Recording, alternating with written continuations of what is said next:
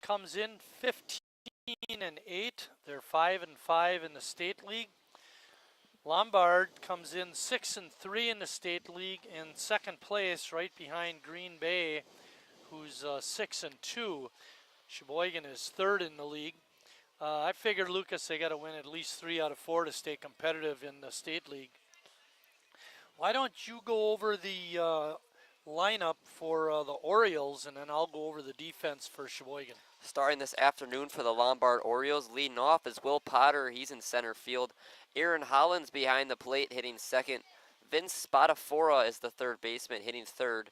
The DH is Ricky Colazzo, hitting cleanup. Davis Colley is the first baseman, hitting fifth. Hitting sixth is Jonathan Flake. He is the second baseman. Jordan Vasquez is hitting seventh, playing shortstop. Cody Fritas is in right.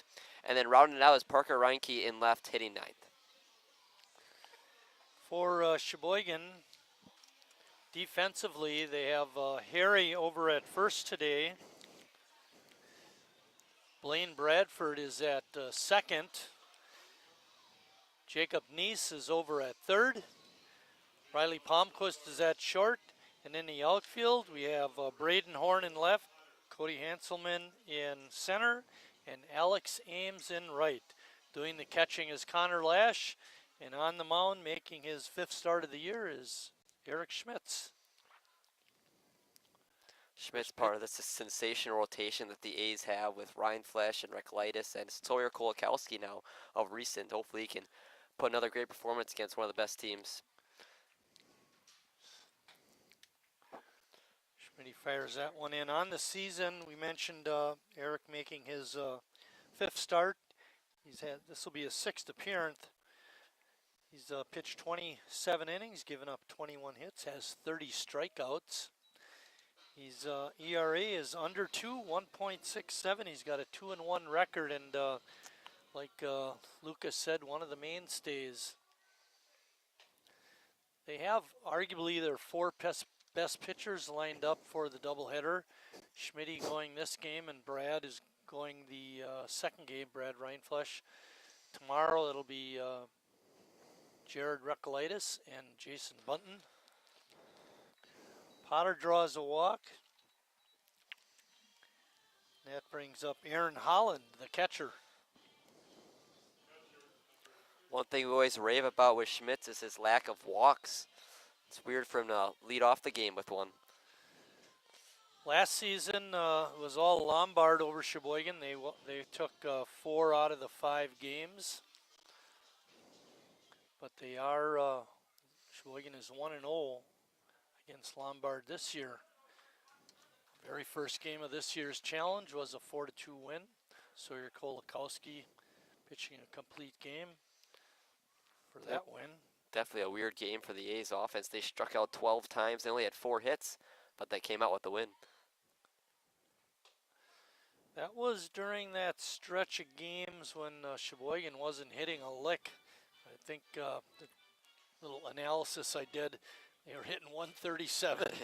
And all of a sudden now they're scoring a lot of runs and hitting a little bit.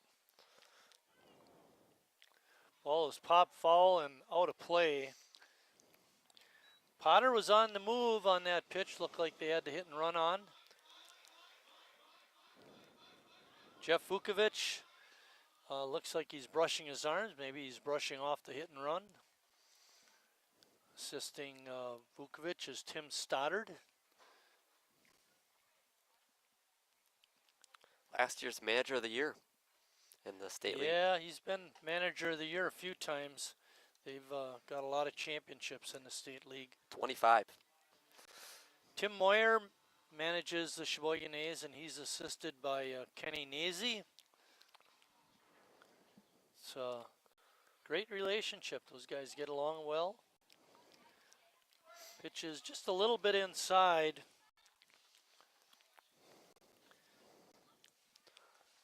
We got Dave Faru behind the plate and Peyton Kelling on the bases.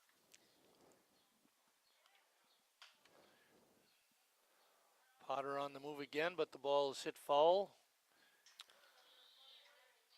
During the national anthem, the A's, bring their bench out to the baseline to see who's not playing, and they only have one relief pitcher. So they're expecting Schmitz and the pitcher in the second game, Reinflesch, to go the distance almost. They need a lot of innings out of their starters, that's for sure.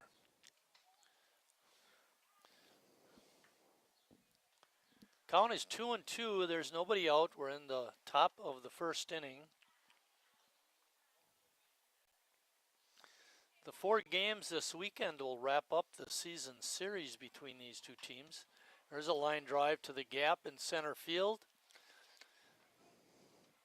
And a good decoy out there by Hanselman to keep Potter from going to third. Made it seem like he was going to make the catch, and with that motion, Potter had a hold. Vince Spadafora, the third baseman and number 3 hitter for the Orioles, is up next.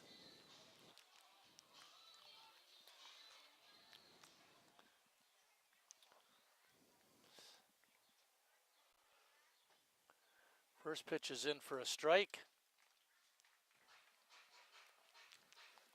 Unlike the A's, Lombard's got a really loaded bench. You can see in their dugout, all on the railing.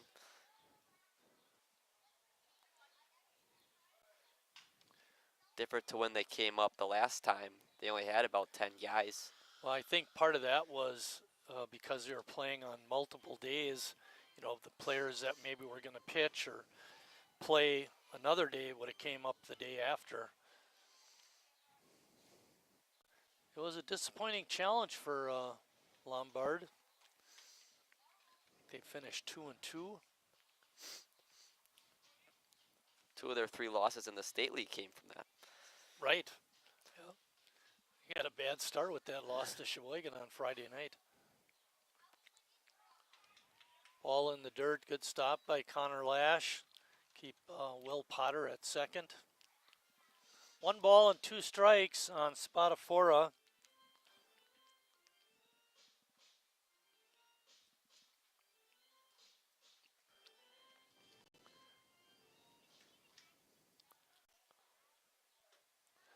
Palmquist trying to keep Potter from getting a big lead at second. He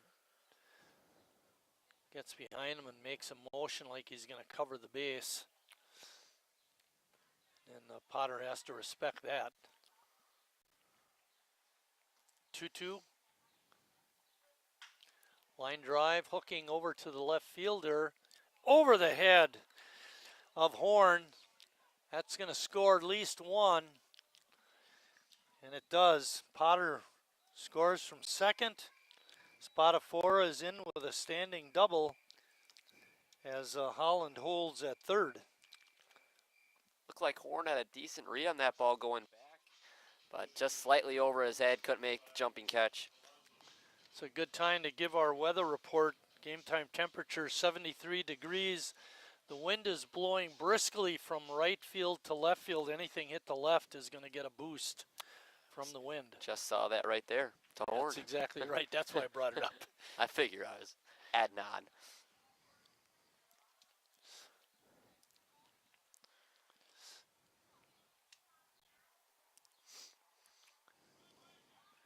Pitch in the dirt evens the count at 1-1. Tomorrow's doubleheader will start at 1 o'clock. Let me check that to make sure. 1 o'clock start tomorrow.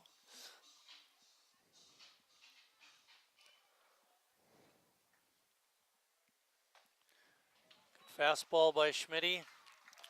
Threw it right by Collazo.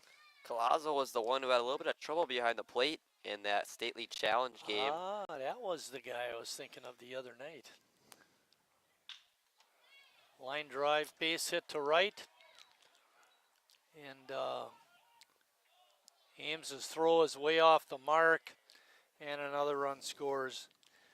Give Collazo a base hit and an RBI. And then Spadafora scores on the E9. Bad throw. And it's not been a good inning so far. His bat was never the problem. He's always been been one of the best hitters for Lombard. So 3 runs in. Collazo on at second, and Colley is up. Colley, number 5 batter in the Oriole lineup. The thing that's interesting about this start for Schmitz is he's been getting ahead of almost every hitter except for the leadoff man, Potter, and he just can't seem to finish off the at-bat. See if he can finish him off now. Colley with a 1-strike count on him. Takes that pitch on the outside corner for strike 2.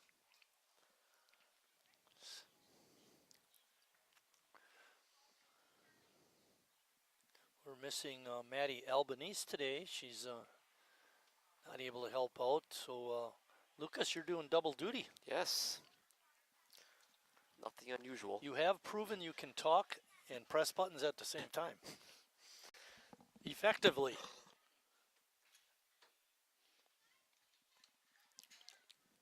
Pitch just inside. 2-2 is the count.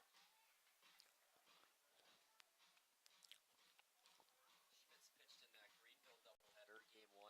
Wasn't his best performance ever, but the A's offense backed him up. Swing and a miss. Strike 3. I talked with Schmitty before today's game, and he said, and he was right. You know, none of the hits were really hit hard. They were all little loopers, and give Greenville credit, but Schmitty also did a good job. Yeah. Getting them out and Greenville. getting the win.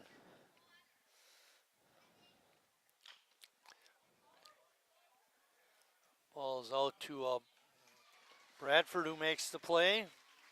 Collazo moves to third. And that brings up Jordan Vasquez.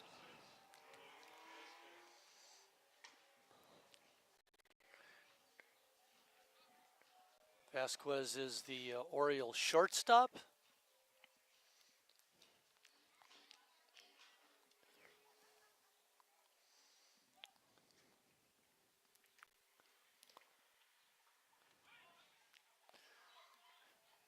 Took that one right in the face mask.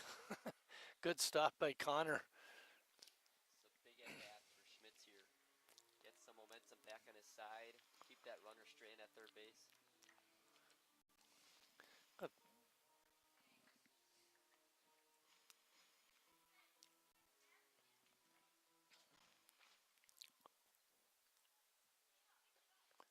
That pitch a little bit low.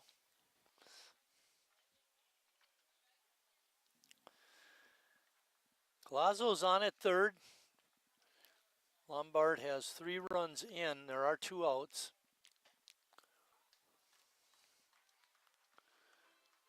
Pitch is on the outside corner for a strike.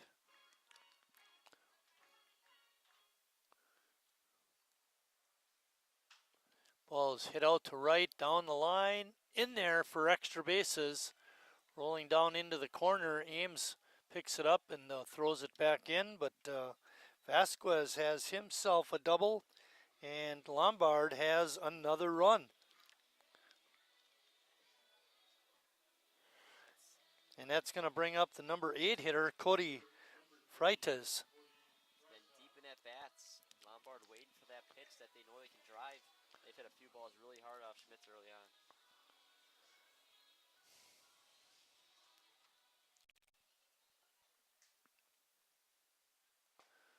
What makes it tough too is, I mean, they already have 4 runs in the inning, and we still got to shut them down for 6 more innings and score 5 runs.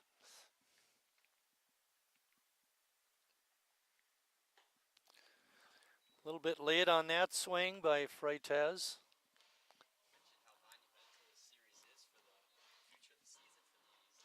At least in the state league.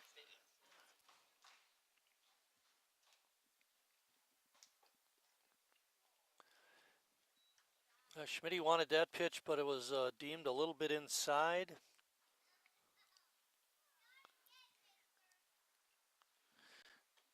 Vasquez is on at second.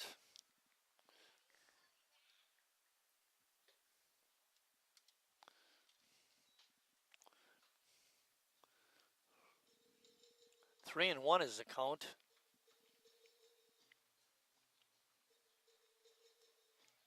I just thought of something. If I can't see the scoreboard because of the sun, I can look right on your monitor here, Lucas. Strike 2. Makes it a full count. Number 9 hitter Parker Reinke is waiting on deck.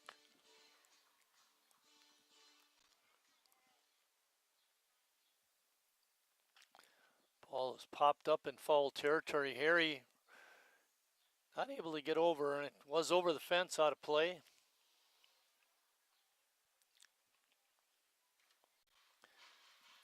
We remember a couple of weeks ago when Harry was playing third and made that catch reaching over the fence right by the A's dugout. It was really a nice play. And he managed to stay on this side of the fence instead of falling over.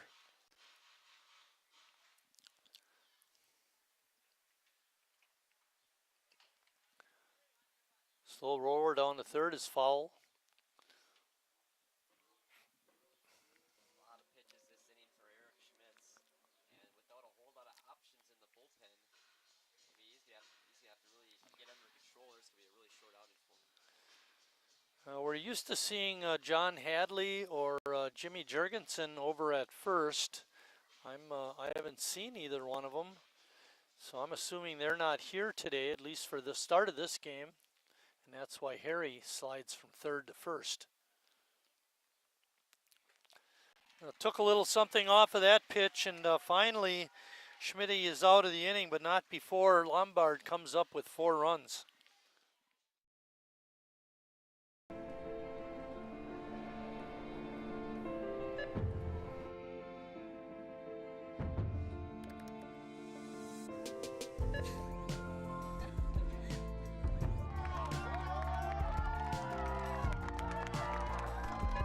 Whenever you shop Meijer, you help support programs like Boys and Girls Clubs and Girls Who Code that show kids they can dream anything and do even more.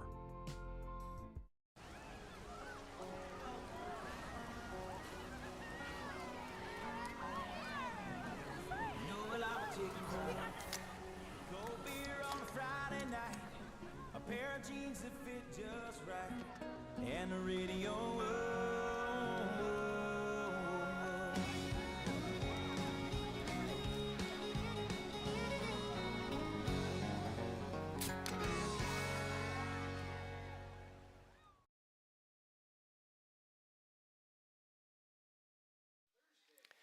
Alex Ames is going to lead off the bottom of the first for Sheboygan. He'll be followed by Braden Horn. Batting third is Harry Stelt. Batting fourth is Connor Lash.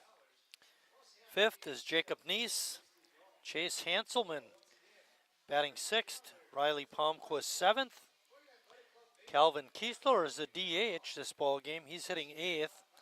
And batting ninth and playing second base is Blaine Bradford.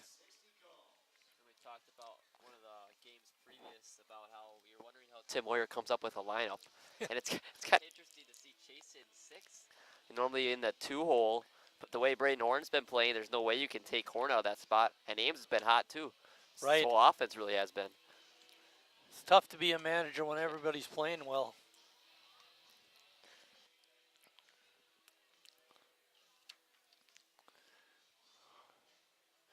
Logan Eisenbarth is the pitcher for Lombard. Big right-hander. Defensively, they have Davis Colley at first. Jonathan Fleek over at second. Playing third is Vince Spadafora. Shortstop is Jordan Vasquez. The outfield from left to right is Reinke, Potter, and Frias. Doing the catching today, we mentioned, is Aaron Holland. Ames steps in hitting 265. Takes that first pitch for a strike.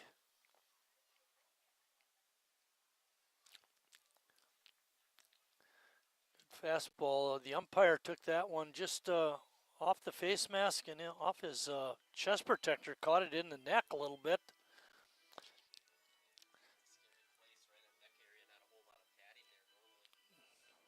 No, not there.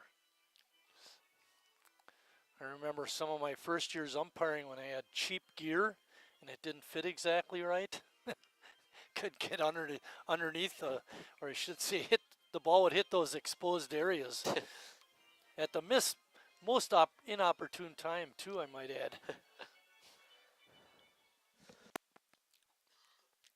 0-2 pitch. A broken bat, slow roller to the third baseman. Good play on the throw across by Spatafora, showing off the gun. That's going to bring up Braden Horn. Horn hitting a robust .324 with 2 home runs.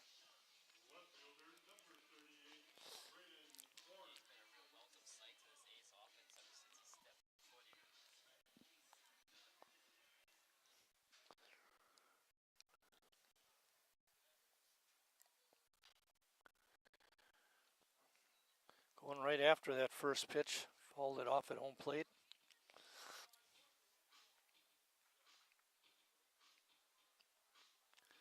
Tillmans are in the house again today, helping out with the game action. Pitch is a breaking ball, but inside.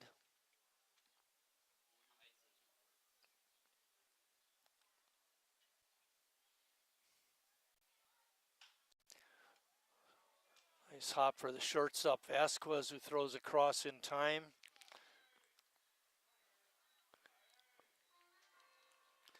You know, when you get that kind of hop, Lucas, you usually say that's a Sunday hop. You've heard that, right? Sunday hop, nice right Saturday. there. Chest level, pick it up and throw it across. When I was coaching baseball at Chilton and a hop would come like that, the kids would always say, that's grapes. Never heard that before or after. Unique people in Chilton. Harry's at the plate.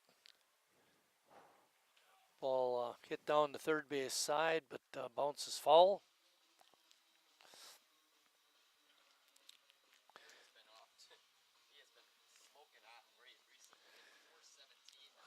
What did he come into the last game? 404, and he added 13 points to that average.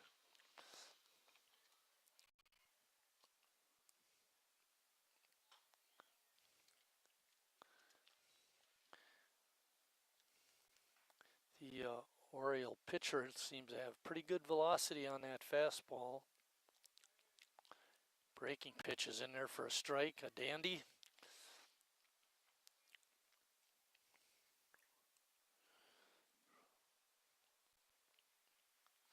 One-two pitch coming up.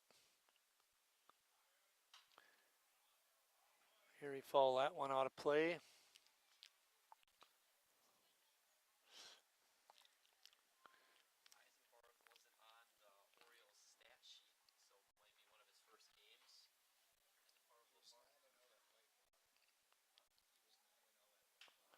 A check swing bouncer to the shortstop. His easy throw across is in time, and that ends the Sheboygan first. After one complete, Lombard on top, 4-0.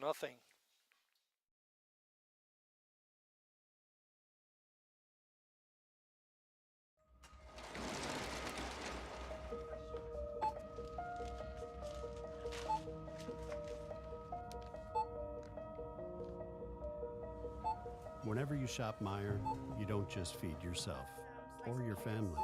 You help support programs like Simply Give that feed our neighbors in need. Thank you.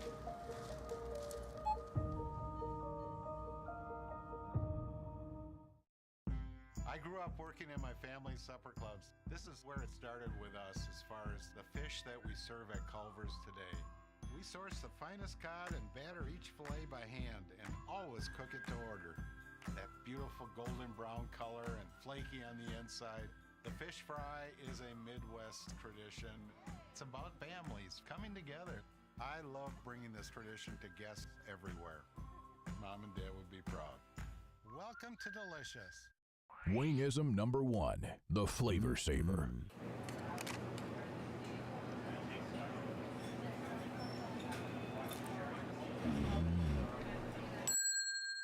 Legend Larry's, the definition of flavor. Wingism number 2, the Joker. Then her dad walked in. Dude, we're done eating. Use a napkin. Serious? Yeah. Are you serious? 2.5, you said?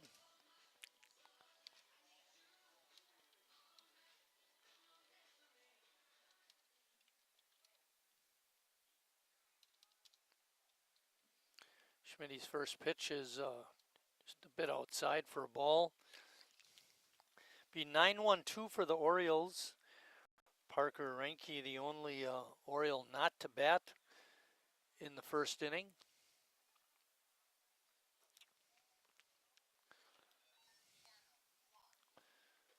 Schmidt starts Reinke off with a couple of balls. It's 2-0. Ball's foul ticked.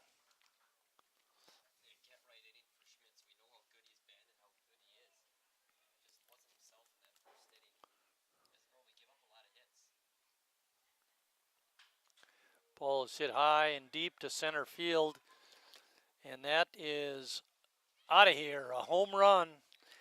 And that's your number 9 hitter for Lombard, people. Straightaway center, just to the left of the 396 sign.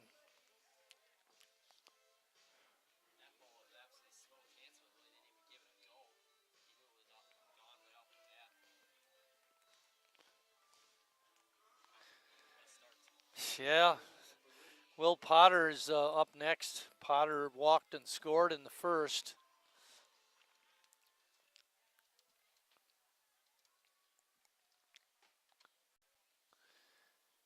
You know, we know what we got to do in order to stay in the race. Lombard also knows what they need to do. They're in second place, a half game behind Green Bay. You know, they can't afford many losses either.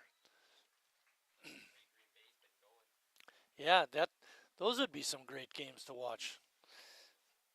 Lombard and Green Bay against each other.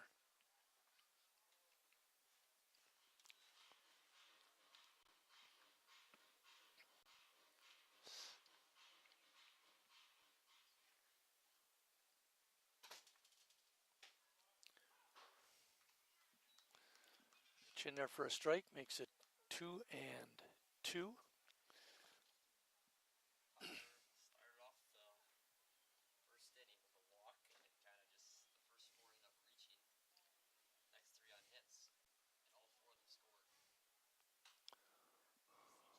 Ball fouled out of play, over the garage and across New Jersey Avenue.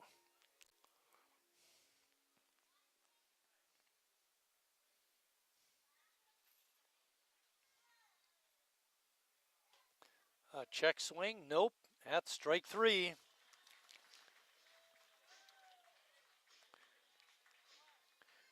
Schmidt with his third K of the ball game. That'll bring up Aaron Holland.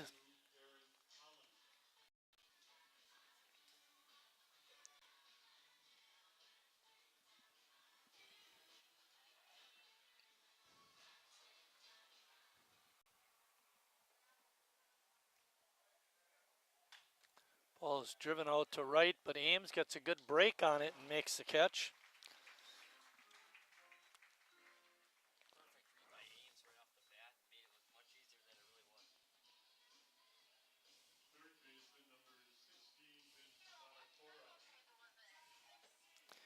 Next up is Vince Spadafora, third baseman.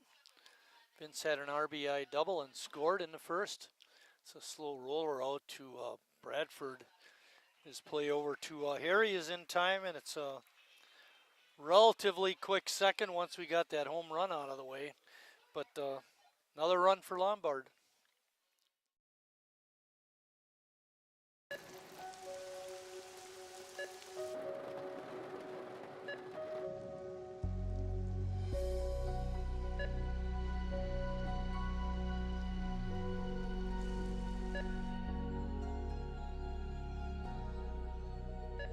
Whenever you shop Meijer, you help support organizations like Hope House Mission and New Hope Shelter that give people around here warmth, shelter, and care. Me spells the Great taste of Sheboygan. What does it take to stay in business for 75 years? It's not only featuring USDA choice beef, it's not caring about every single one of our 30 varieties of bratwurst. Nope. After being family owned for 3 generations, we've learned it's about you. At Miesfeld's Market, we give back to the community and our customers always come first. Since 1941, we've been feeding our neighbors, so come by and see what we've got today. Wingism number 3, the Peter Heater. Oh, so hot. Oh, so hot! Legend Larry's, the definition of flavor. Wingism number 4, Tea Time. What are you, having tea with the queen?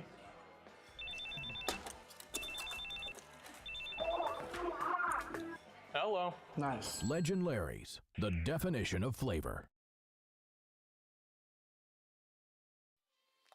Addison's last game, they Lombard's last game, they beat Addison 5-4. That was on Thursday night. That was an important win for Lombard, you know, stay close to Green Bay. Otherwise, they'd only be a half game above Sheboygan at this point if they would drop that one.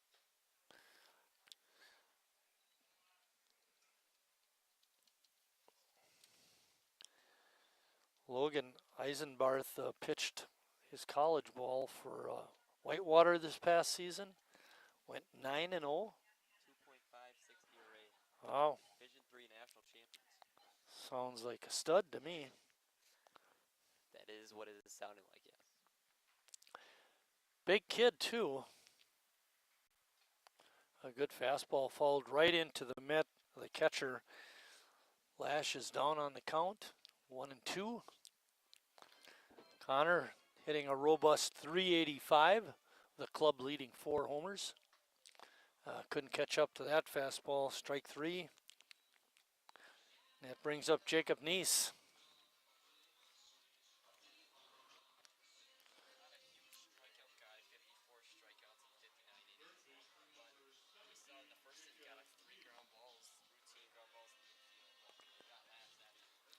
Yeah, we've talked about that before too, about pitchers who don't depend on the strikeout, but let their defense do the work. Saves on pitches.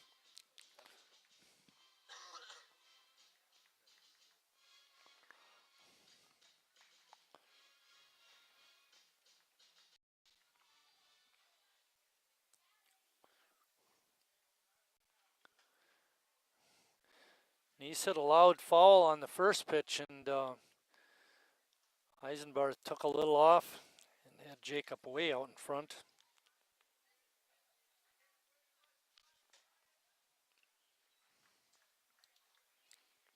Jacob's the team leader in walks so far this season. Stats here, he doesn't lead him for that. Swing and a miss.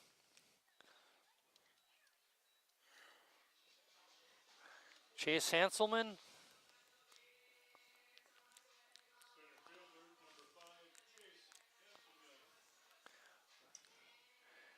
Chase didn't play the last couple of games. Not sure why he was absent, but nice to have him back in the lineup today.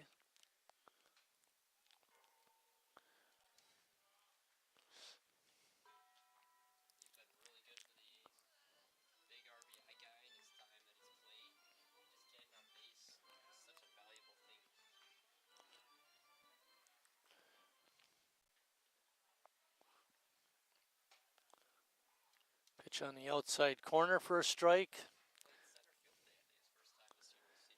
I was surprised to see that. More often than not, he plays right.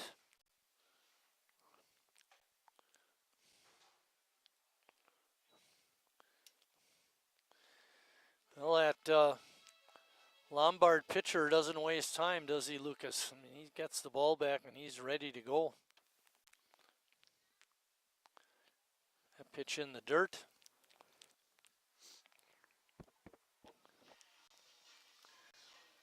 He's got a lot of giddy up on that fastball, that's for sure. Didn't walk a whole ton of batters either. 13 walks in 59 innings. A slow roller out to third. Vasquez on the bobble. Couldn't make the play. Give Hanselman an infield hit. Taking a really spectacular play by Vasquez to get the out. Just not hit hard enough.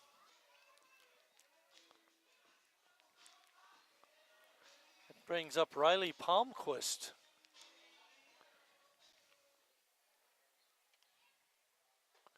Riley had a big hit the other night, just before Jimmy hit that grand slam.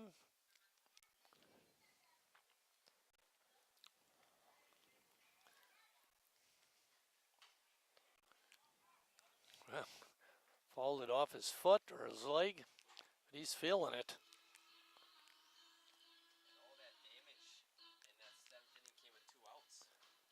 Right, yes.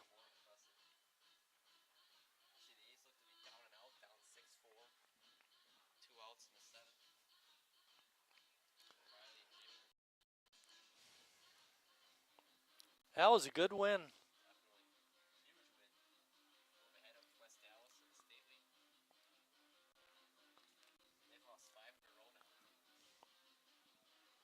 No balls and 2 strikes.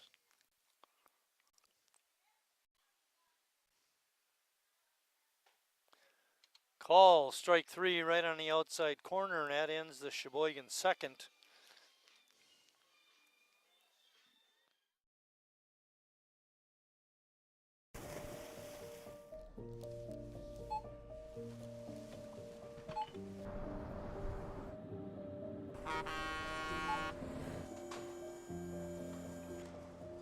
Whenever you shop Meijer, you shop for more than yourself. You help support sustainability in all our communities. Thank you. Today, tomorrow, and for years to come.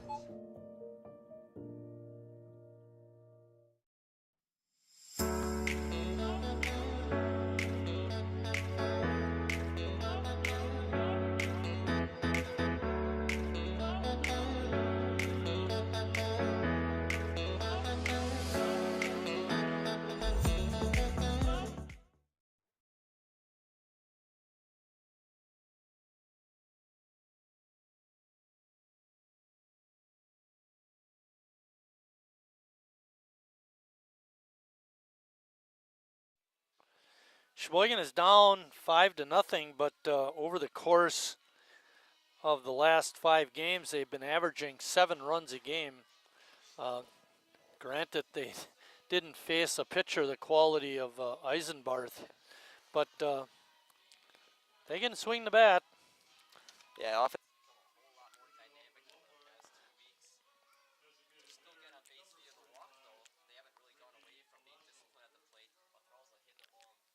Play with runners on.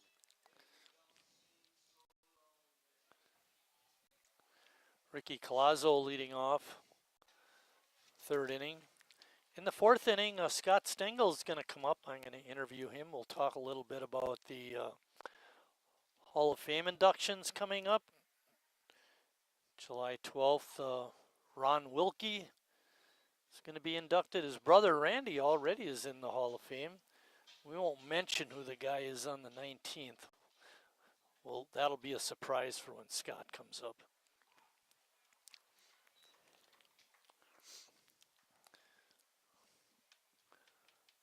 Two balls and 1 strike. Another pitch inside.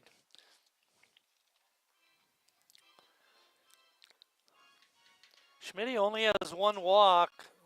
Walked the leadoff hitter in the 1st inning, but he just doesn't seem to have the control that he's had normally. Bradford makes the catch on the infield. That ball was hit pretty high, but Blaine able to make the play.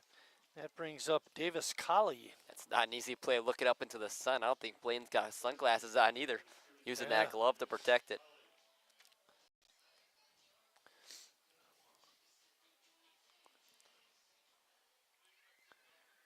Schmidt's retired the last 4 hitters he's faced.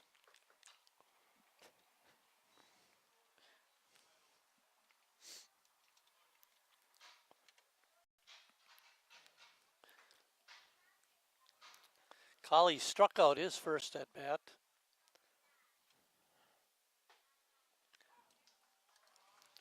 Breaking ball by Schmitty. Maybe that home run kind of got him back on track. I was hoping the 4 runs in the first did.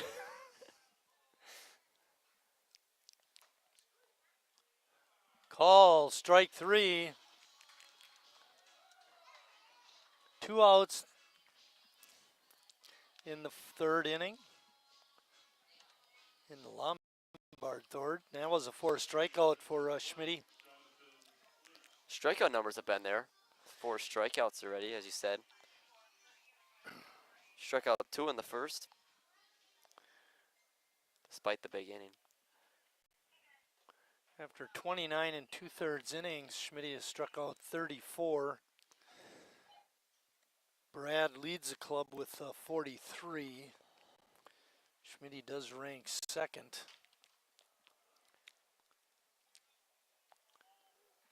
Mace's throw is going to be late.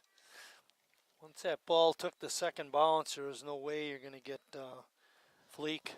Yeah, that's what I was going to say, too. I think he thought it was coming a little hotter than it actually was. Way that extra bounce. It just kind of died.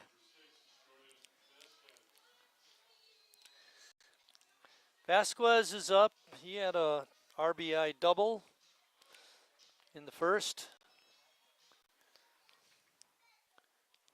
You know, we're thinking, shortstop looks a little on the thin side, but he hammered the ball, and that ball is hammered too.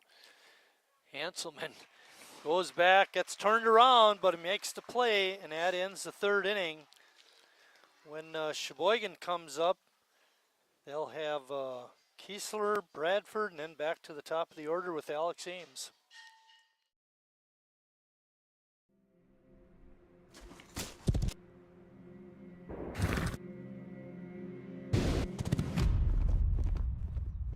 Let me tell you a story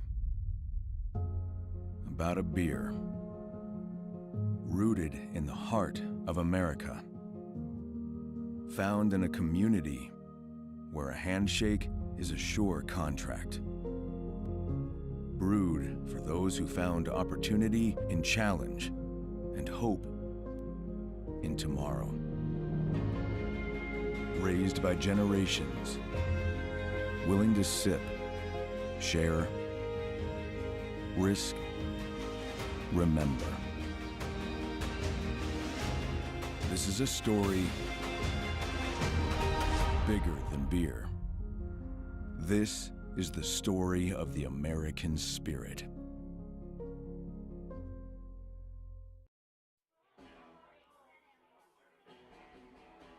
All right, guys, we got teriyaki, honey barbecue, and mild. Enjoy.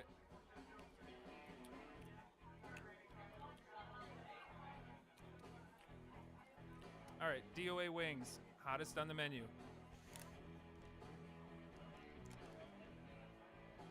You got a problem?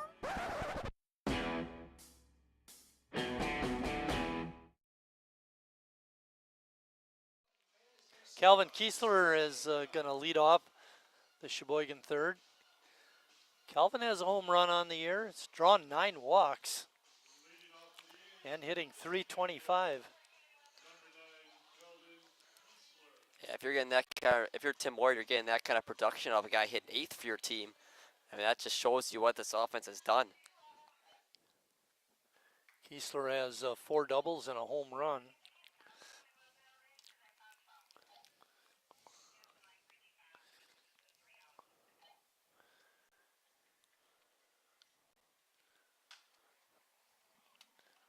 Ball's fouled off down the right field side.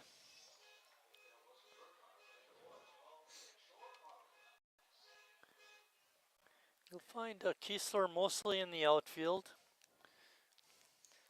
Today he's a DH. Good change of pace that time. He played a lot of center field a couple weeks ago.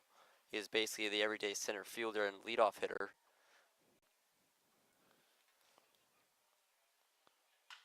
There's a line drive, base hit to left.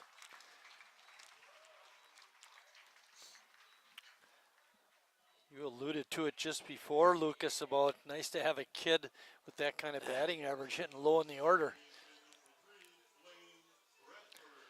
Blaine Bradford is up next. Blaine has been a versatile player,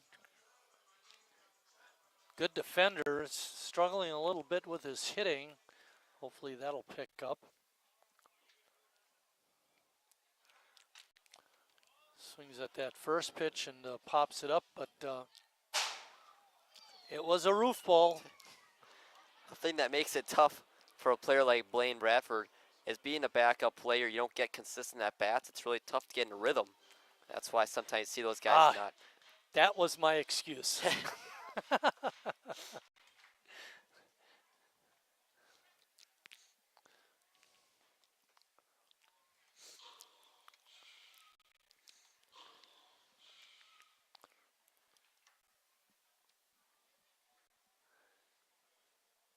Blaine has only had 14 plate appearances, 10 at bats. It seems like he's played more than that. I feel like a lot of times he's coming as a defensive sub and never gets to hit again. Good point. So we do see his name as most of the time pinch runner, first guy off the bench.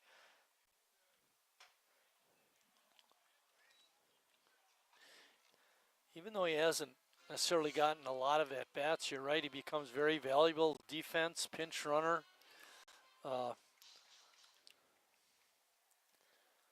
Good backup when Riley can't be here.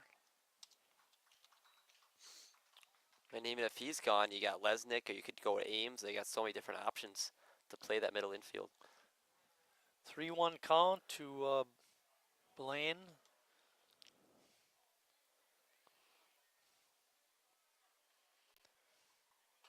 And outside. Good at bat for Bradford, and Sheboygan's got something going in the third. Yeah, like you're saying, big chance to just put a dent in that lead. You got the top of the order up, 2 men on, no one out.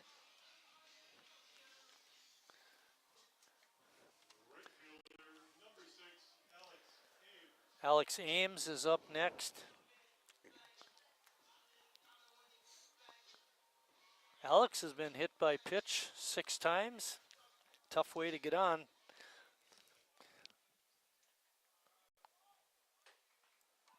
Breaking pitch is in for a strike. Ames had the bat out to bunt it, and then he pulled it back, but the pitch looked really good. It was a breaking ball. Colley, the first baseman, is up on the grass. Pitch is outside. Throwdown is not in time. Trying to get Kiesler straying off the bag. Problem with Colley being up so far. If he does bunt it right at him, the third, it'll be an easy put out at third. Yeah, and the third baseman, Spadafora, is back. He's even with the bag, actually, but not rushing up for the bunt.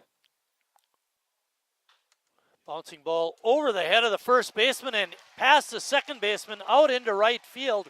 Sheboygan's going to get a run. And a good piece of hitting by Alex Ames. Bit of luck involved, but we'll take it. Yeah, as you're saying, I mean, just absolutely pretty, perfect, whatever you want to say. It bounced right past, 3 different people almost. But we'll take a base hit and a run any day of the week. And Bradford, with his good speed, goes from first to third. Ames is on at first. Braden Horn up. See how Lombard plays this. They lead it 5-1.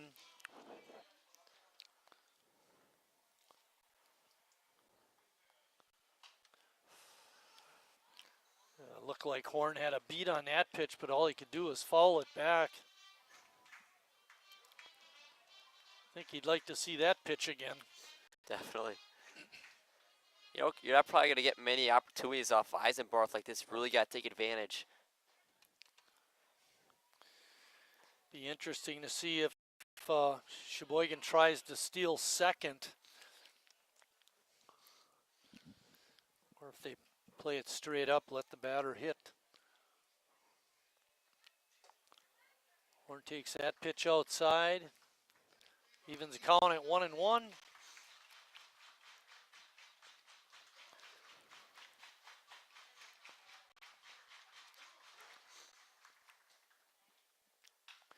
Bouncing ball past the shortstop, who was shaded over towards second base and couldn't get back to get that ground ball. Ames has to hold at second, but Horn has an RBI single. First 4 have reached now in this third inning for the A's, and they've already gotten 2 runs, and now they got Stelt and Lash to come up next. Harry represents a tying run. He grounded to short his first time. Vasquez was leaning over towards the base in case there was a steal attempt, and when that ball was hit out towards the left field, he just wasn't able to change direction.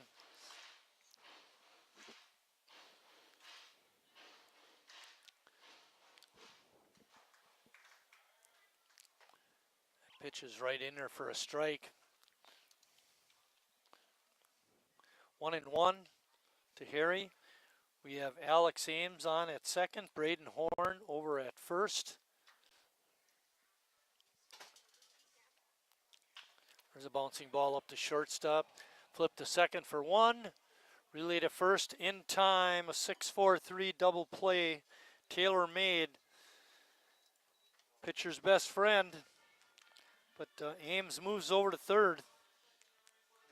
And leaves it up to Connor Lash. Boy, that's tough. Yeah. You know, the batter before hits it a little bit to the shortstop's right, and all of a sudden we got a base hit there. Right to him, double play. Especially the way the inning was going. First forward reached, middle of the order. Tough break. Sheboygan has 2 runs in. Chance to get a third. Flash can come through with a hit. Bouncing ball to third, Spadafora on a nice backhand play. 1 hops it to first for the out. And that ends the Sheboygan third inning, but they do score 2. And after 3 complete, Lombard 5, Sheboygan 2. Estimated hold time is now less than 96 minutes.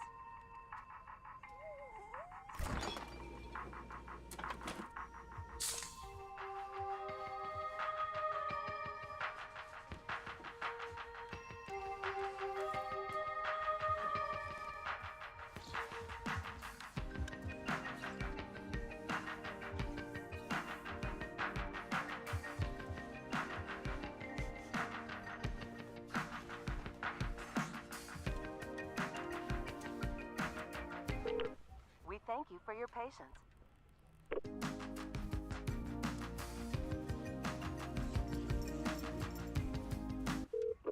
Sorry, are you still there? Yes. Okay, please hold.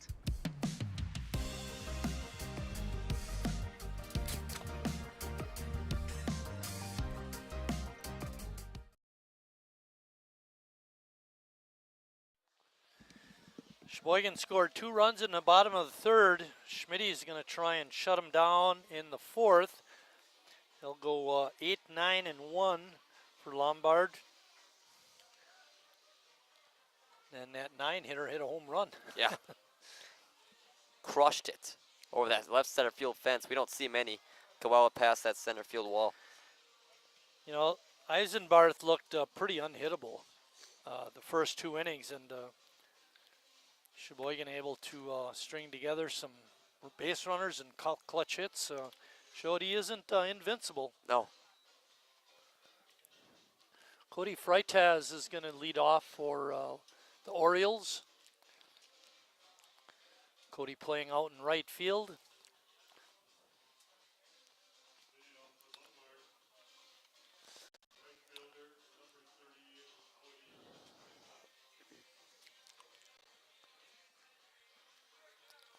One of the 4 strikeout victims for Schmitty so far. I was trying to make friends with Cody. I wasn't going to mention that, Lucas. There goes Stay that silent. line. Well, maybe he'll still be my friend, but he won't be yours.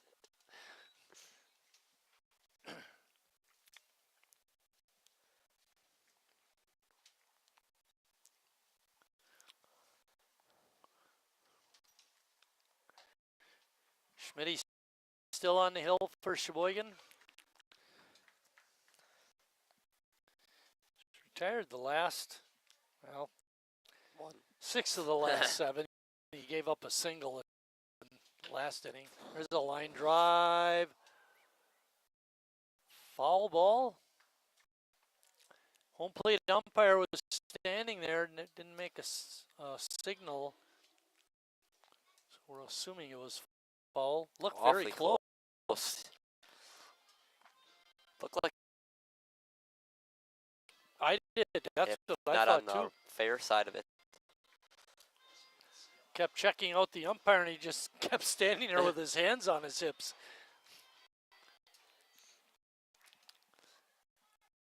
One and two.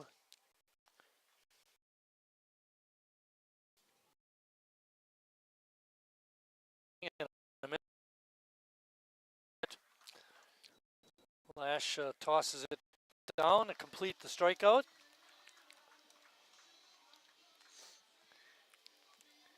That brings up our home run hitter, number 9 hitter, Parker Reinke. Yeah, and after that home run, like you were saying, 7 of the last 8 have been retired other than that one single.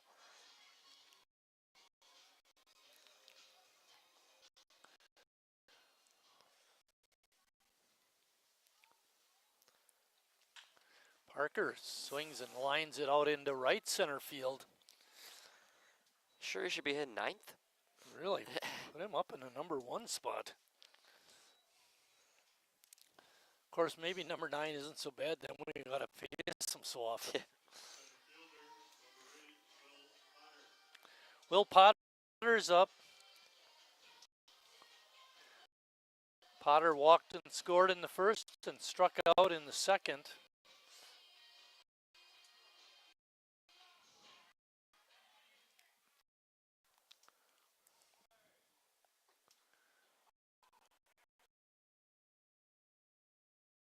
Pitch for a strike.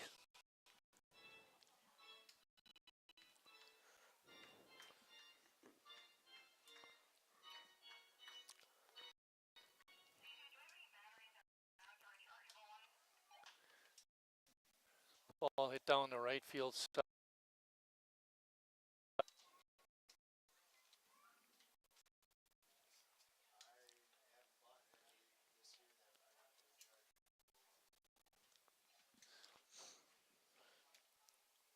Oh, 2 pitch coming up. Reinke on it first.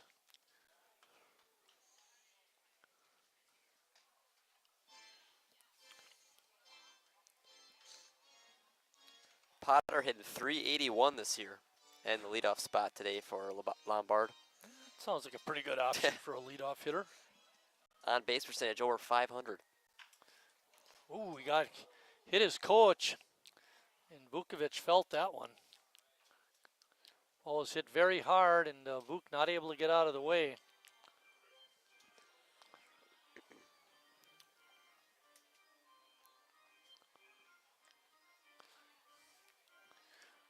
Potter may be hitting 9th the rest of the series.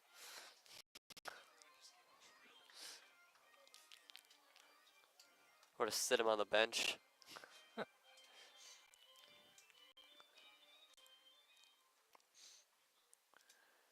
Schmidt comes set. That ball is hit out into center field. Ames tracks it down. Looked like there might have been some communication out there because Hanselman kind of pulled up and let Ames come across and make the catch.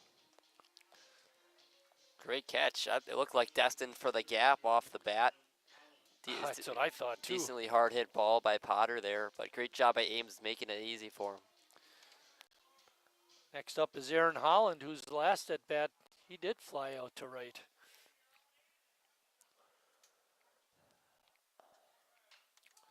There's a ball hit into short right field, but racing back is Bradford, showing off that good range and makes the catch. And that ends the 4th inning. When we come back for the 5th, it'll be Jacob Neese leading it off.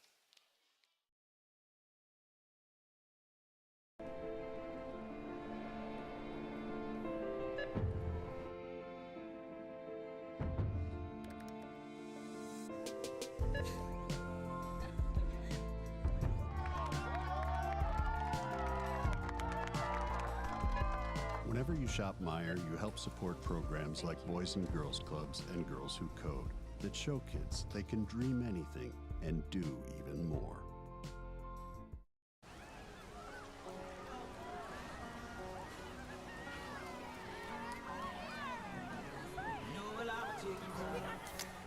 Cold beer on a Friday night, a pair of jeans that fit just right, and the radio.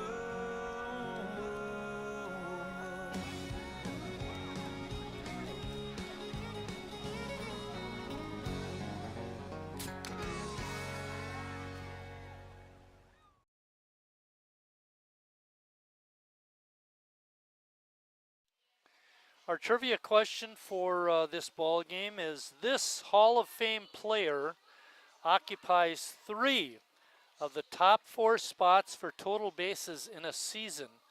I'll give you another little hint. Denny Moyer considers him the greatest of the Hall of Famers for position players. You guys hear that down there? Definitely not. This Hall of Famer holds 3 of the top 4 spots for total bases in a season. Denny Moyer also considers him maybe the greatest position player. Okay. You got 2 guesses. One is right, one is wrong. From the press box crew. We'll give you that this half inning. Don't let us forget, Lucas. I'll try. Well, don't put it over my score sheet. Well, yeah, that's where you put mine. Put it over your score sheet. Jacob Neese leading it off.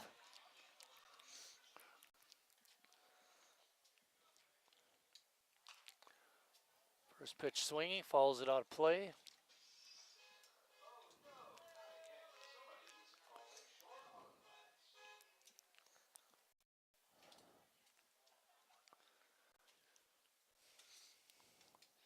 He's right on that fastball, but fouled it straight back. You'd think, Lucas, that getting those hits and those couple runs the last half inning would give us a little encouragement. Yeah, no, do that against this guy. He's not untouchable. Like you were saying, yeah, right there. Like, he isn't untouchable. He's invincible. They can hit off this guy. Just because he plays for a national champion school and has good stats doesn't mean that he can stop this A's team.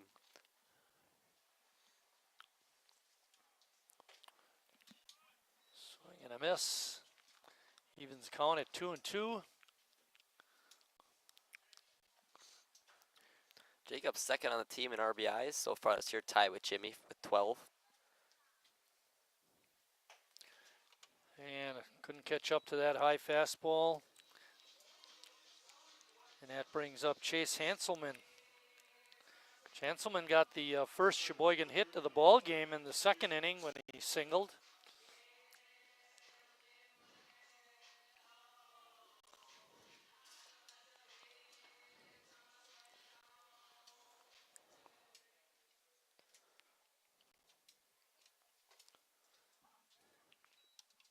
Pitch on the outside corner for strike 1.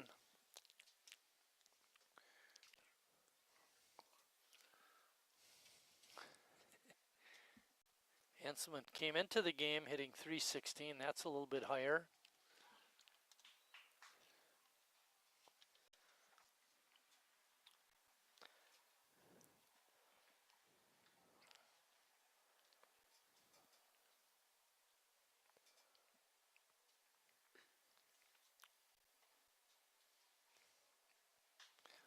Reaching out, popping it out into our right field. And the wind, or the sun got in the way of making that catch. Freitas not able to navigate the sun field. And Hanselman has himself an excuse me single to right. I know that from experience. When you can't see the ball in the sun, that's one of the worst feelings as an outfielder, especially at a routine fly ball. Next up is Riley Palmquist. A lot of times, last second, it kind of comes back into view, but sometimes just too late. First pitch looked like it touched the outside corner, but home plate umpire said no, so it's ball 1.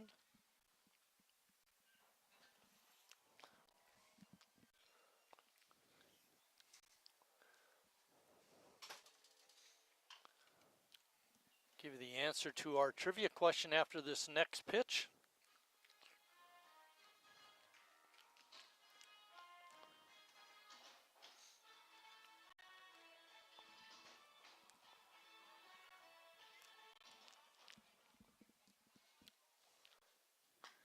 A little nubber play is to first base for the easy out. I thought that hit off of Riley's leg. So did I. Hanselman didn't sound right. Riley All right, trivia question and the answer. This Hall of Fame player occupies 3 of the top 4 spots for total bases in a season. The answer is Lee Wettenkamp. CJ got it right. Bill, another wrong answer. Good try, though. Hopefully we'll give you another chance in game 2.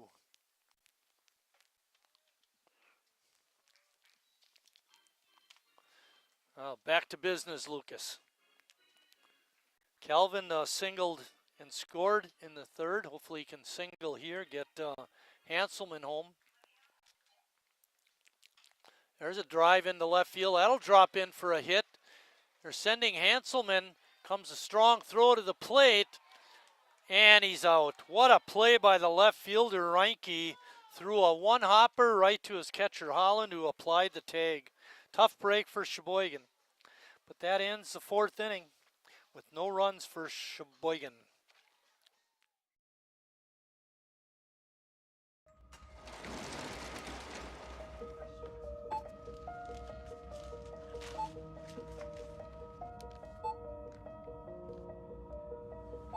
Whenever you shop Meijer, you don't just feed yourself or your family. You help support programs like Simply Give that feed our neighbors in need. Thank you.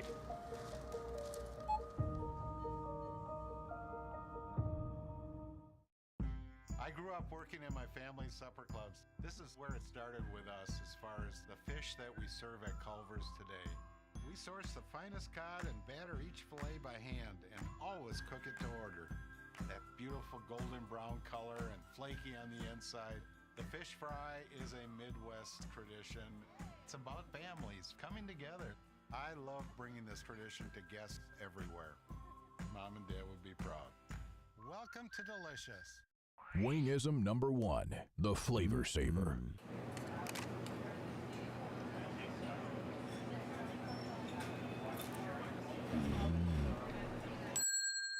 Legend Larry's, the definition of flavor. Wingism number 2, the Joker. Then our dad walked in. Dude, we're done eating. Use a napkin. Serious? Yeah. Are you serious? Yeah, I'm serious. Why so serious? Legend Larry's, the definition of flavor.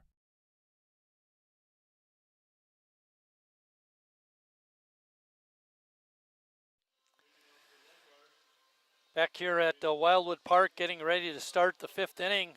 Joining us an inning late, but better late than never, Scott Stengel. Scott, thanks for coming up and talking to us. I know you wanted to talk a little bit about the Hall of Fame and things of that nature. Let's start off with Ron Wilkie. What is the process for getting a player into the Hall of Fame on the player side or the player manager side? Well, it's longevity. Just like any Hall of Fame, you know, it's how long you've played the game, what you've contributed to the game, both on and off the field. You know, statistics are huge for the players. So, you know, guys, and we've got quite a few of them out here that are currently playing for the A's and have longevity. Someday the Hall may come calling for them. I would think guys like Harry Stelton, Eric Schmitz are pretty much locks for being in the Hall of Fame. Spadafora flies out to center. Yeah, there's a committee, Hall of Fame committee, and they get together and they look at, you know, everything I talked about, the years of playing, what they've done with the game, how they've treated the game, respected the game for many years, and then look at their numbers and their career as a Sheboygan A, and then the committee votes and selects a nominee. Our theme for questions this year, trivia, is Sheboygan A's Hall of Fame questions. Yeah, so that's we're zeroing great. in on that. Yeah. Mostly That's on great the player because side. it'll expose everybody to the Hall of Fame. You know, there's maybe a lot of the fans out there Kalasi with I a base hit. should let you announce the game here. Now, are the members of the committee for selecting those Hall of Famers themselves? Correct. Yep. Okay. The committee is made up of former Hall of Famers, or current Hall of Famers, I should say, and they get together and look at who would be eligible and discuss it, and then come up with a vote. Now, a couple of years ago, the club instituted another wing of the Hall of Fame. Why don't you talk a little bit about that and how that all transpired? Yeah, the last year I was president, I really saw a need that there's some real Hall of Fame performers off the field in this organization. This organization runs year-round. Yeah, right.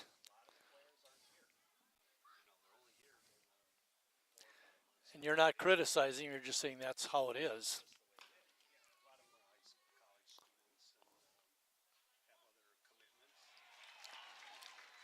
Well, not very good hustle by Collie as he hits into a 6-3 double play. Nice play by Riley Palmquist. When we come back, Scott will finish his interview up here with us and talking about the Hall of Fame.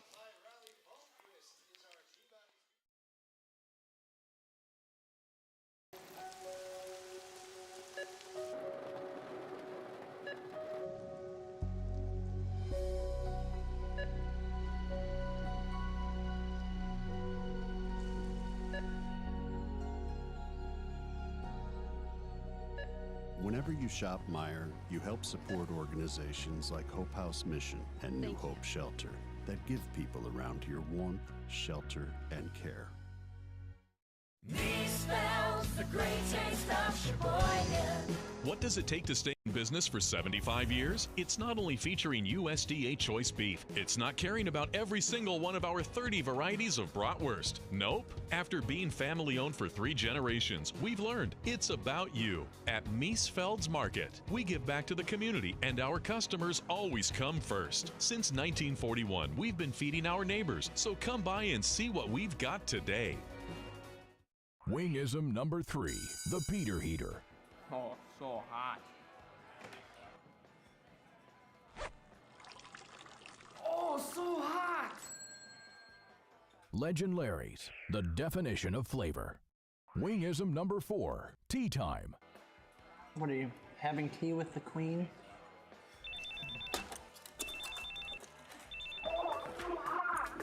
Hello. Nice. Legend Larry's, the definition of flavor.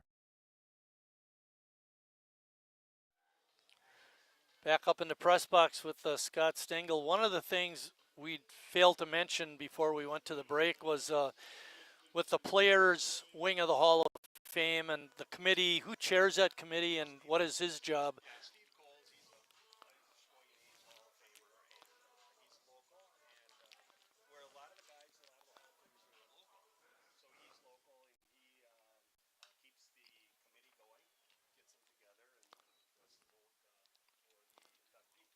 Blaine Bradford is the hitter for Sheboygan. He also makes the plaques, correct?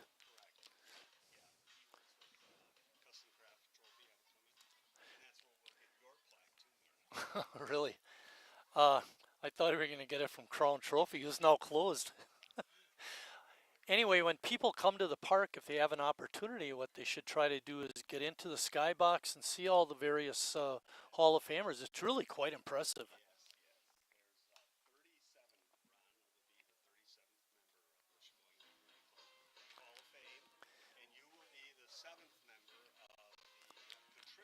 Talk about that side of it, the contributor side. Where did that all come from? Yeah, it was, like I said, last year that I was president, I really saw so many volunteers that worked tirelessly throughout the year, doing so many different things for the organization, and many of them for many, many, many, many years. And, they weren't getting the recognition I felt that they deserved. And, if you look at any other Hall of Fame, Major League Baseball, the Pro Football Hall of Fame, they have wings for people who have contributed to the game off the field. So it was just natural that the board of directors voted to expand the Sheboygan Athletic Club Hall of Fame to include a wing for contributors. And contributors can mean Sponsors? sponsors, yes, investors, supporters in many different ways, whether it be financial, whether it be with their time and talents. So it's kind of very broad.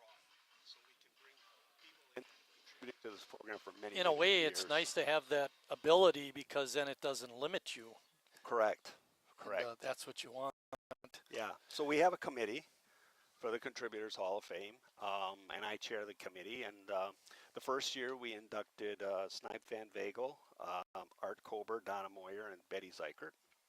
And All well-deserving and all long-time members of the club. Exactly.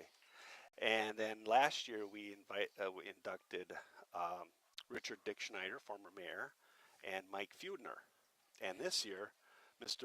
Mike Martin is going to be inducted into the Contributors Hall of Fame. Wow, that's pretty special. Well, you've done an awful lot for this organization.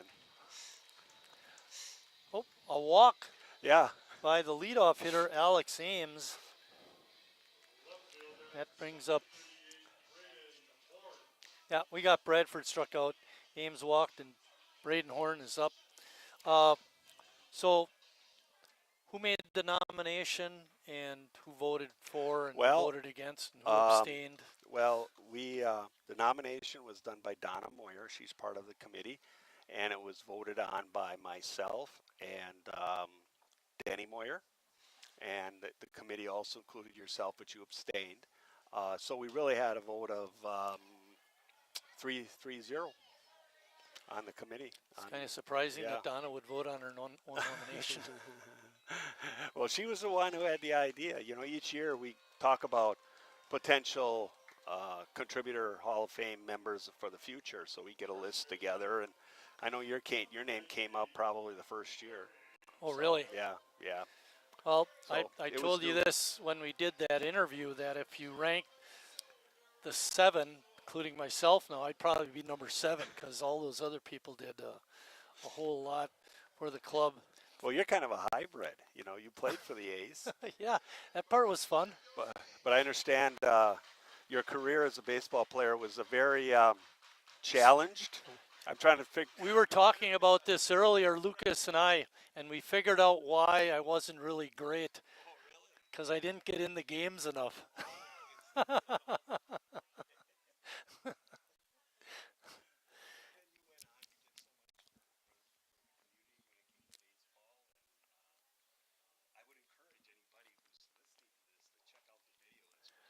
I thought, honestly, it really turned out great. You had great questions, and the guy you were interviewing did pretty good. I mean, it was pretty special. Any article that was it's on the Sun, I think, their website, that was very, very nice.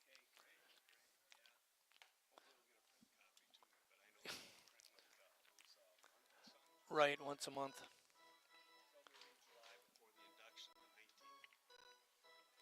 So, Wilkie's on the 12th between games of a doubleheader. Correct. And I'll be on the 19th between games of a doubleheader. Correct. Yep. Yep. I don't know if I told you this, but there's a fella from Arizona that I play senior softball with. He's coming up and just picked a date to watch a game, and happens to be the 19th, well, so he'll be great. here. There's a base hit by Harry Stelt, 2-out single. And Sheboygan has runners on first and second with 2 outs, and Connor Lashup, Connor representing the tying run, leads the club in home runs this year. Oh, really? We were talking about, Lucas was able to find some information on the pitcher for Lombard. 9-0 for Whitewater. Oh, really? They won the national championship, Division 3. Yeah, I saw that. And yeah, Sheboygan's hitting them, though. Yeah, They yeah. keep it going. You definitely have to be a nominee for recognition in the contributors. I mean, you were, president for a lot of years, and I felt, and I said this in an interview, you were the type of person we needed in charge to get us out into the community more. Well, I appreciate that, Marty. 16 years as president. Make the play. And Lash grounds out the second. Stick around. We're going to stay with Scott for another half inning. He's like a bad habit. I Hard can't to get rid of me, yeah.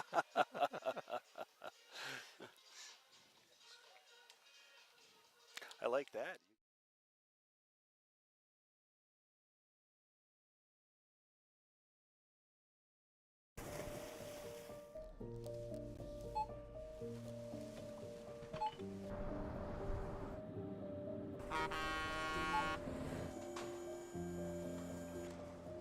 Whenever you shop Meijer, you shop for more than yourself. You help support sustainability in all our communities. Thank you. Today, tomorrow, and for years to come.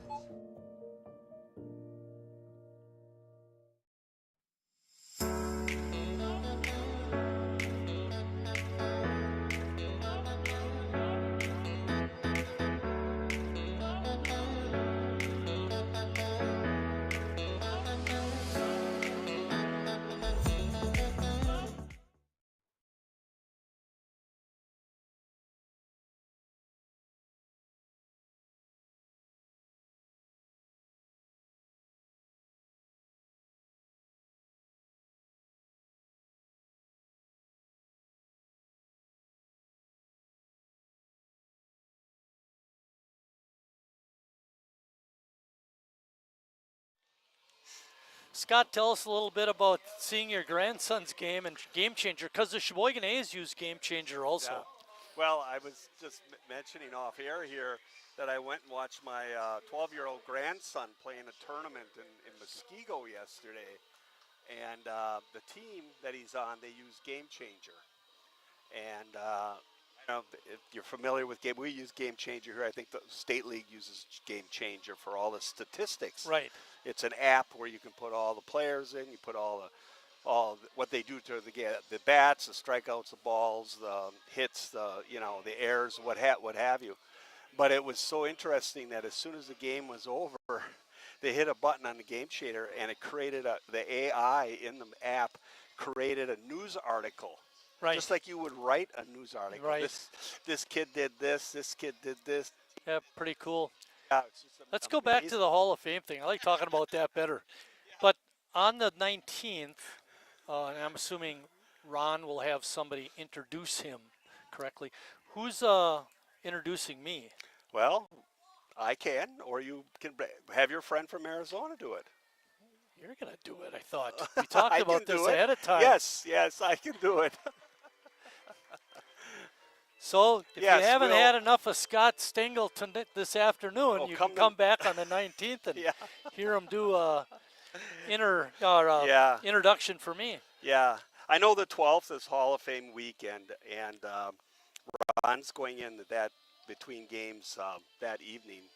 But why not do them both on the same weekend? I'm just asking a question. I'm not politicking one way or the other, but we only have so much time between games, and that makes sense. I know when the Hall of Fame, the Player Hall of Fame gets inducted, all the old Hall of Famers come. And they sit out on the field. Yeah, there's like 37 of them, and they'll all sit out there and to honor the new inductee. And it just is a time constraint. Right. No, that makes sense. Yeah. Also, I think then you're not splitting, the attention. Exactly. That would happen if you had more than one. Yeah, he'll get full attention, and then the 19th you'll get full attention. So was the reason for having like 3 the first time and 2 the second time kind of a catch-up type of thing? Yeah, a catch-up. And who's to say in the future that we won't induct multiple? Depending who's deserving and where the club is at, and I know the first year with Betty and Donna and Art and Snipe, Art and Snipe were deceased. Right. And that's Dick part Schneider of was yes, the Dick latest Schneider one. was deceased last year. Yes, so it was part of a catch-up. Right. And that's a good way to do it. I mean, it's probably the idea of a contributor wing was long overdue. I mean, I think the first inductions were in '93. Right. So you're looking, almost 30 years. Yeah, I felt it was long over overdue. 30. Being 16 years, I saw How many all these- years? 16. Holy Yeah. cow. I should keep my, but I saw so many people do so much around here, and they just weren't getting their Ball is hit to deep left. And wind-aided home run. Freitas, the number 8 hitter, with a 2-run homer. And the big RBI guys, Scott, this ball game are number 8 and 9 hitters. Tough break for Sheboygan. It's now 7-2 Lombard. Yeah. I'm sorry. Yeah. Continue on. No, that's fine. You got a game to do here. I'm just kind of intruding. Well, but yeah, there's a whole list of potential inductees. Is from there the an contributor expectation, and I'm asking this in a serious way, not kidding around, that the inductee gives some kind of a talk after to get there? Yes, there is. So yeah. like you'll introduce me and then I have to say something? Right, you have to say something. More than yeah. 2 minutes? Yeah, well, keep it under an Under hour. 3? Okay. Scott, 30 seconds. CJ said I get a minute and a half. Yeah, he'll just cut you off by playing loud music. He might do that from the start. Yeah, you'll get a chance to tell everybody about everything that you've done, and you've done a lot for the community and for baseball. Well, thank you. I appreciate that. Yeah. I appreciate the nomination, and you'll Yeah. hear that again on the 19th, but I certainly want to express it right here and now. Yeah, I'm looking forward to it. It's always so it's so nice to see. What I like about the players weekend of the Hall of Fame is, all the guys, and a lot of them I played with, a lot of them I umpired with, and so I know them all a little bit. And one of my former 8th grade basketball teammates comes over, Tommy Martin. He comes over every year, and nice to see him.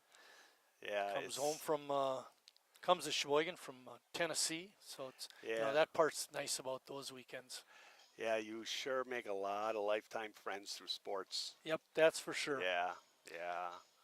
Well, Scott, thanks for stopping up. You're very welcome. Sorry we couldn't give you a couple runs again. up here, but oh well. Well, anytime you want me to come up, I'll come up and talk. I can talk. They just started the fryer. You can go down now Yeah, and start cooking thank you. meat. Yeah, you got to do it all here, right? All That's right, for sure. All right. Thanks a lot. Thanks.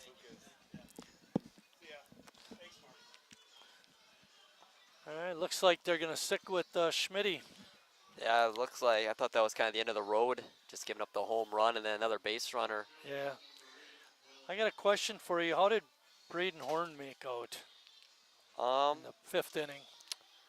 He was pop out to second baseman. Okay. I saw him trot back to the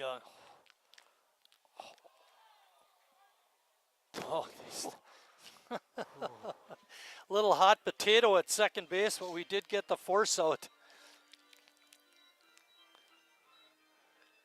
And Potter reaches on a fielder's choice. That got to be a little too exciting, Lucas. It was like 3 or 4 bobbles that Bradford had. I didn't think he got it in time, really, but we'll give the benefit of the doubt. No argument. Aaron Holland's up. Holland is 1 for 3 in the game. Two. It's nice to hear Scott explain the 2 wings of the Hall of Fame and how they're run. Yeah, it's very important to have that aside for the contributors, for all those people who do so much for this team year in, year out. Yeah. Like yourself. Yeah, thank you very much. I appreciate that. I know you're going to be the lead announcer in Game 2, and if it's like it has been the other couple games, you'll say alongside Hall of Famer. Technically, it's not yet, but you can just keep on saying that. That's future. fine. I'll say future. CJ doesn't care. Bill doesn't care. And you know who's most important doesn't care? Me. Should I start a countdown then every time I lead a game? The Hall of Famer in 22 days. Seriously, you know what my idea was? was to give about a 1 or a 2 minute talk and get up here and get ready for the game. You should start wearing a patch on your polo. It says Hall of Famer. Maybe I could record something and just, turn it on and play it into the mic. Stolen base by Potter. You play on the scoreboard? Oh. Really? Sweetness. So what CJ was saying, one of the Hall of Fame speeches was sent to him in a recording, and he just played it over the PA system. Given my limited talking ability, maybe that's what I should do. You could just have it play during the game. Huh? You can have it play throughout the game. Each half inning, just have another part of it go. All right, another walk by Schmitty. We do have 2 outs. We're in the top of the 6th inning. It's been all Lombard. They scored 4 in the first. And now, so far, 2 more in the 6th. Do you think Tim, when he came out there for that meeting with Schmitty, was saying, get to the finish line, get all the way through, or just finish this inning, and we'll have a reliever in the 7th? I'm not sure, what he's thinking, but if that's true about only having 1 relief pitcher, it is important, like you said, to get them through at least this inning. I would think if the relief pitcher had to come in for the 7th and didn't throw too many pitches, he could come back in the second game if needed. Yes, right. There's a ball hit the deep center field, but Hanselman has it measured and makes the one-handed grab. And that ends the 6th inning, but not before Lombard comes up with 2 more runs.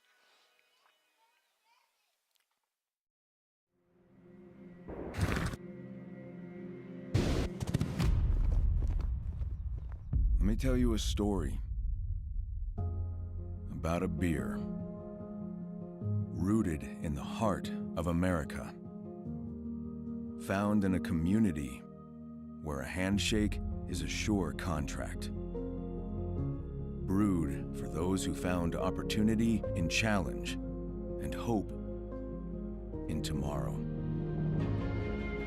raised by generations, willing to sip, share, risk, remember.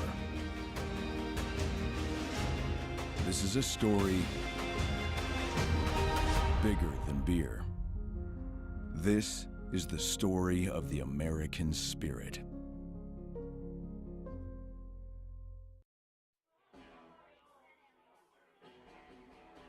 All right, guys, we got teriyaki, honey barbecue, and mild. Enjoy.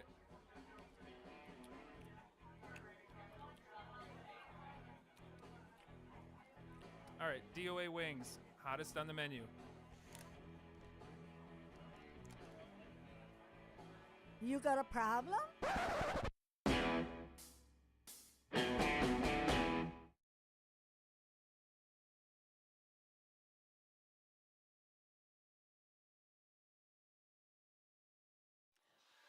Sean Cody now on the mound for the Orioles. He takes over for Logan Eisenbarth, who pitched a solid 5 innings for his ball club. He walked 2, pardon me, counting up the strikeouts as we wait for Cody to get ready. Cody's only pitched 1 inning so far in the year for Lombard. He faced 4 batters, walked 1 and struck out 1 on 16 pitches. Eisenbarth's line is 5 innings pitched, 5 hits given up, 2 runs, both earned, 2 walks, and 5 strikeouts. Cody showing a good fastball there, and Jacob coming up empty with that swing. Jacob having a tough game so far, 0 for 2 with a couple of Ks. And when you're going bad, doesn't it seem like you're always down on the count, already definitely. 0 and 2. Especially that first pitch when it's a strike, you take it. It's like,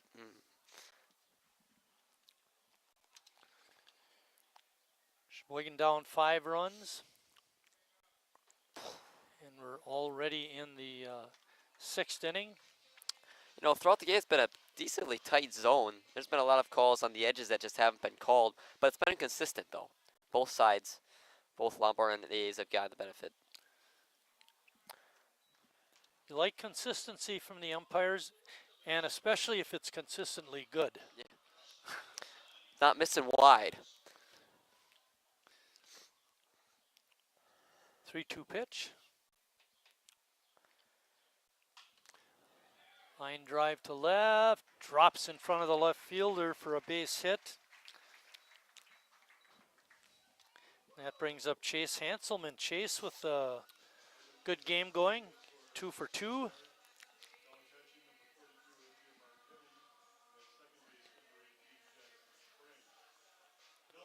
Still 8 hits for this A's team against a really good pitching staff, both sides, Cody and Eisenbarth.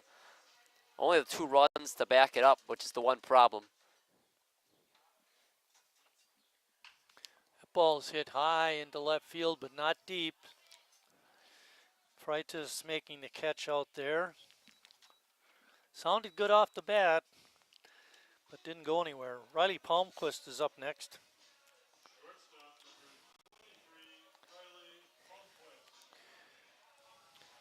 Palmquist had that weird one that looked off like it hit off his leg the last time he was up. Little dribbler up the first base line.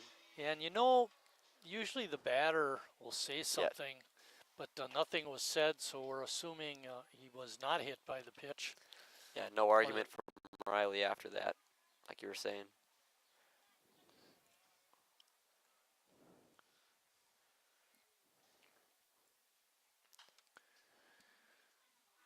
Pitch followed straight back. Reinke's out in left field. He made that catch earlier. Freitas is in right.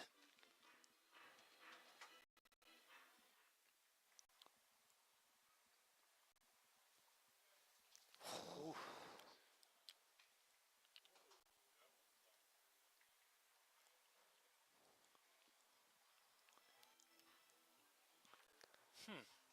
Must have been a foul ball. Yeah. Looks like a pitch that was about to hit him. Yeah, right. Well, it wouldn't be the first time that a batter swung at a pitch that hit him. No. Normally not in a fastball, though. Sometimes you see it with like a slider coming in. Hung up inside. Pitch is off the outside corner for a ball. Makes count 1 ball and 2 strikes. There's 1 out. Jacob Neese is on at first.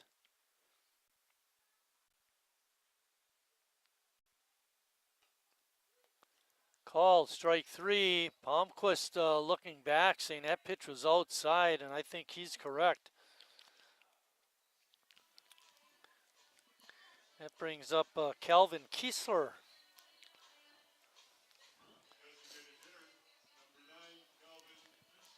He had that hit, but perfect throw from the left fielder, Reinke, I think you were saying. Yeah. And it got Hanselman at home. You know, that was and you even mentioned after we went to the break, that was an outstanding play. Wasn't hit all that hard. I mean, it was the right send from Nazy at third, but too bad. Really kind of gave momentum back to Lombard.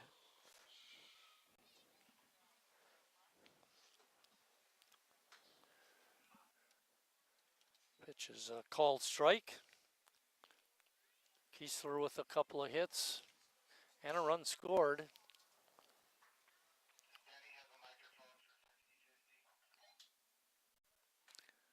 Pitch is just a bit high. Makes the count 2-1.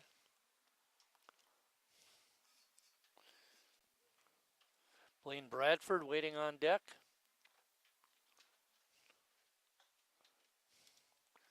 Another pitch out of the strike zone. 2 outs. We're in the bottom of the 6th. It's been all Lombard.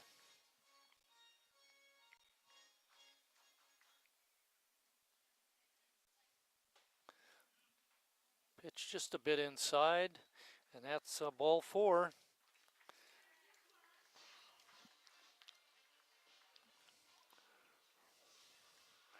Bradford 0 for 1. He walked and scored in the 3rd.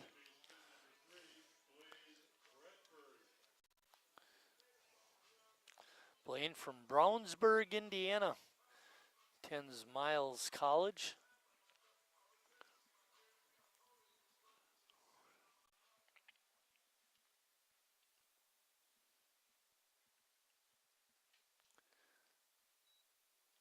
Swing and a miss, strike 1.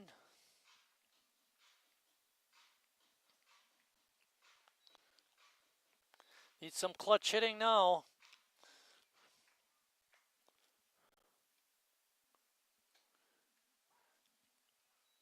Pitch on the outside corner for a strike. Evens the count at 1-1. 0-2.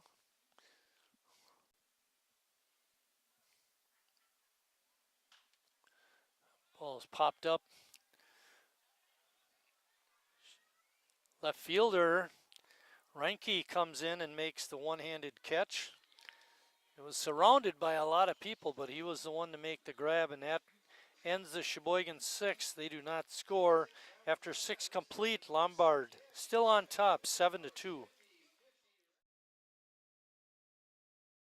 Estimated hold time is now less than 96 minutes.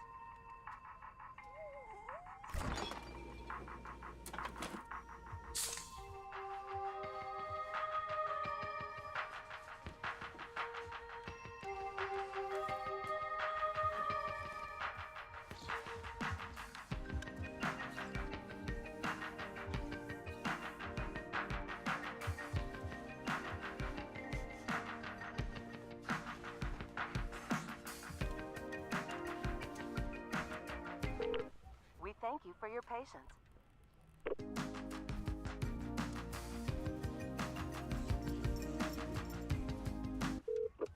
Sorry, are you still there? Yes.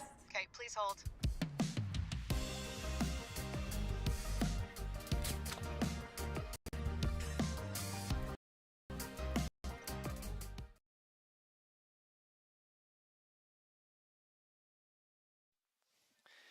Making his first appearance on the mound for the Sheboygan A's is Ty Whitek. I think the only place we've seen Ty is at catcher or DH. He might have played some first base, but definitely his first trip to the mound.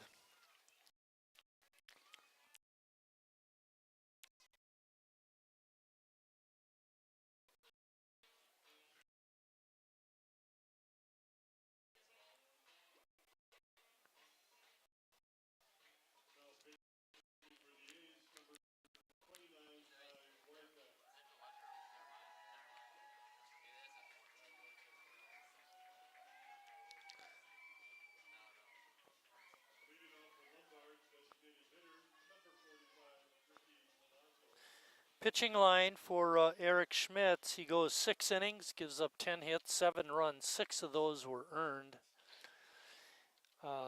Walked 3, struck out 5, and allowed 2 home runs. Not the Schmitty we know and love.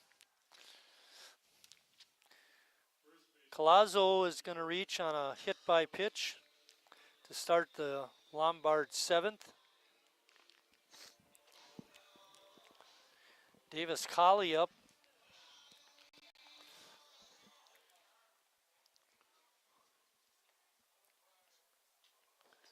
The pitch is way out of the strike zone. Similar to last weekend in game 2 of doubleheader, where they don't really have the pitchers on the bench, 1, and 2 don't want to use anymore, so they got 3 games left. Already down 5. Hence you go with the backup catcher.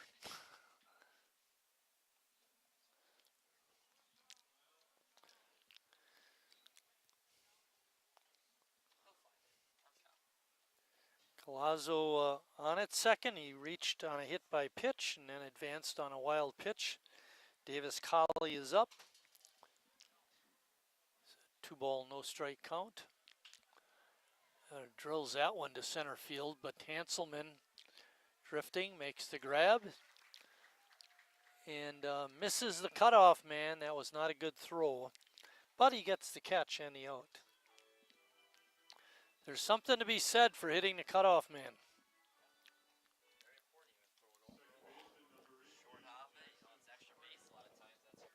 We actually saw that in the first inning when Ames had an errant throw into the infield that allowed a run to score.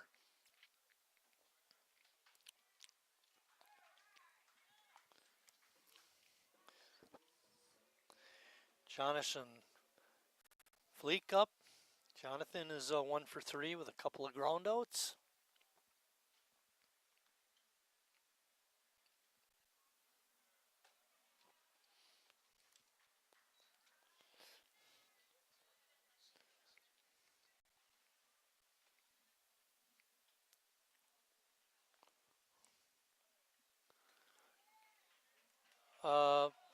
Batter takes the pitch. It looked like a strike.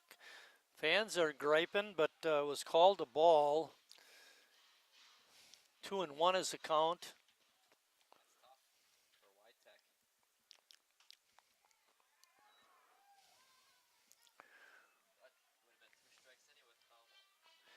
Waiting on deck is Jordan Vasquez. Jordan having a good game.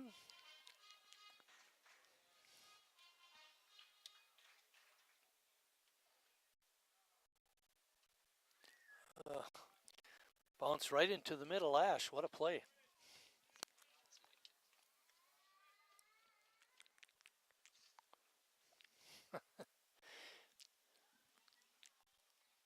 Three-two pitch. Bounce, high bouncer. Nice has it. Throw across is in time. 2 outs. Collazo remains at second, and that brings up Jordan Vasquez. I mentioned he's having a good game. He had a double and an RBI in the first, and he singled and scored in the 6th. Scored on that Freitas home run.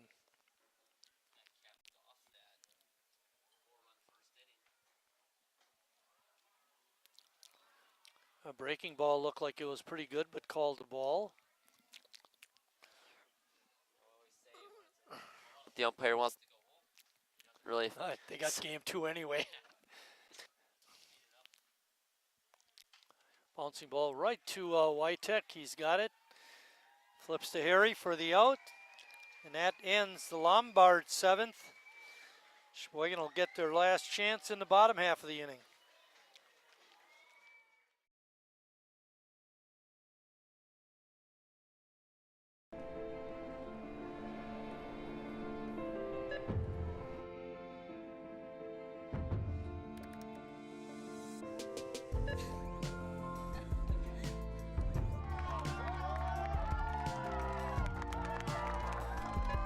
Whenever you shop Meijer, you help support programs like Boys and Girls Clubs and Girls Who Code that show kids they can dream anything and do even more.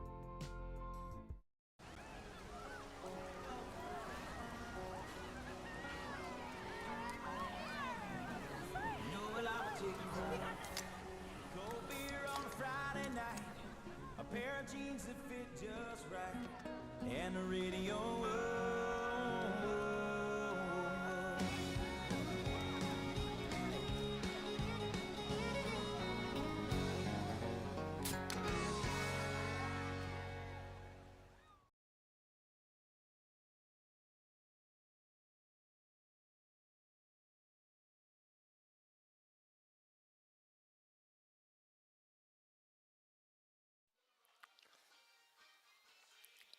Cody remains on the mound for Lombard, and it'll be the top of the order for Sheboygan as we head to the 7th and last inning of this game, unless we can tie it up or take the lead, do a walk-off.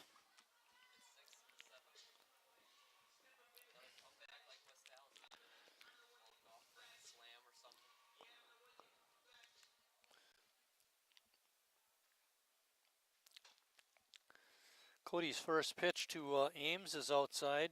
Alex is 1 for 2 with an RBI single, and he drew a walk his last time. Another pitch outside the strike zone.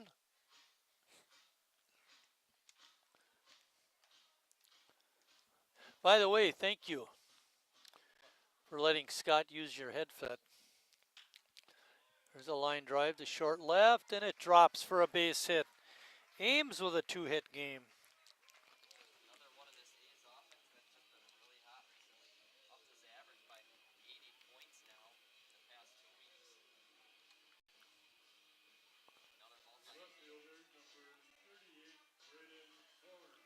Ninth hit for Sheboygan. That's the good stuff. The bad stuff is they're all singles. There's a ball hit out into a short center field. Dropping, it is in for a base hit. Great effort out there by Potter, but he couldn't come up with it. And Harry's up. Back to back. Looking like that third inning where the A's got the first 4 to reach. Wind is still blowing out to left. If Harry could hit it hard and get it up in the air, he's got a chance. He has not hit a home run this year. I like your thinking, Lucas. Harry 1 for 3 in the ball game. And we get a balk call. Ames and Horn are going to move up a base on the balk. Peyton Kelling making that call. Jeff Vukovic is going to come out and discuss it. He wants him, Vukovic wants Kelling to ask his teammate, partner, Dave Faru, if it was a balk.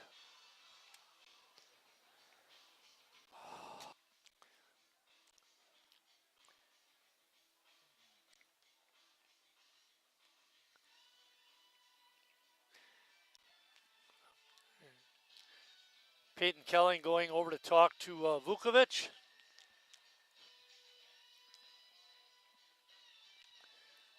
Be interesting to know what Tim Stoddard, the former Major League pitcher, is thinking, and if he saw anything.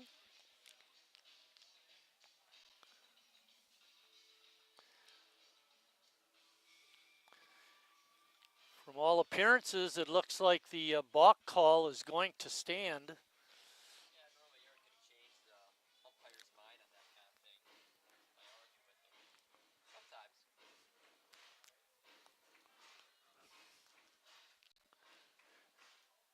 Ames at third, Horn at second, Harry's up.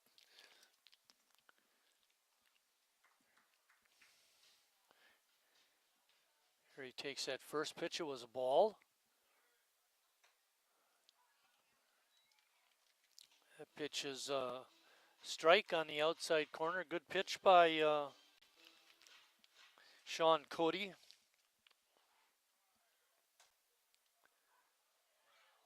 Harry takes that pitch.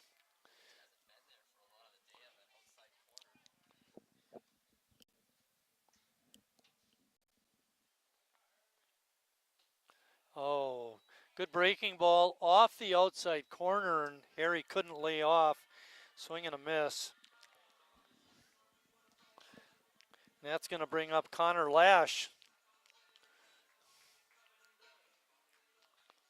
Connor looking for his first hit of the ball game. This would be an excellent spot to do that.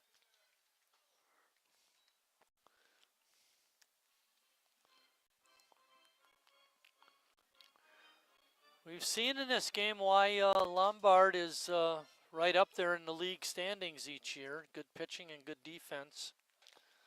And got some real nice hitting from the bottom part of the order.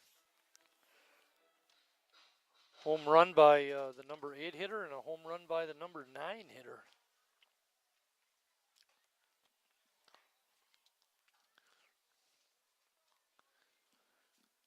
Count is 2-1.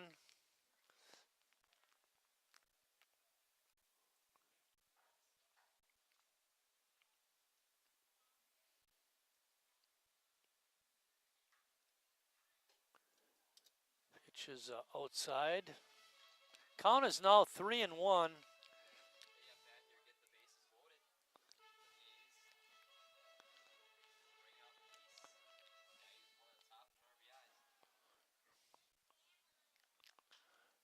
Connor hits that one to center field, not deep. Shortstop, actually, no, the left fielder. Reinke comes in and makes the catch.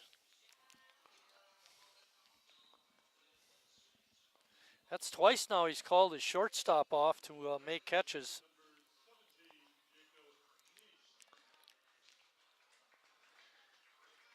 Jacob Neese is up.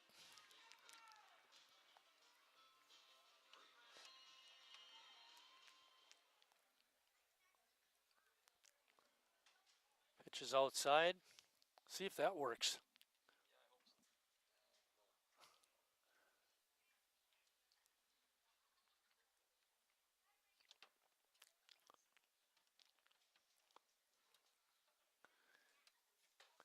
Pitch rides up high.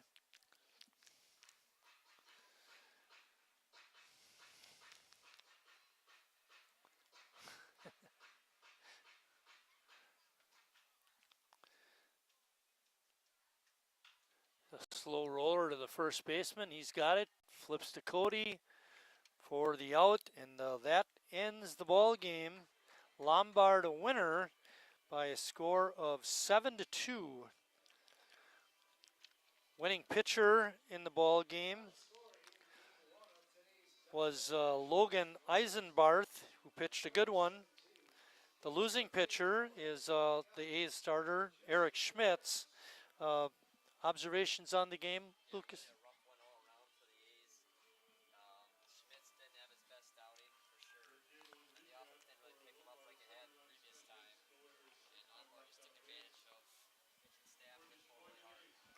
All right, with that, we're going to step out for about a half an hour. We'll come back with game 2. One more time, Lombard a winner, 7-2.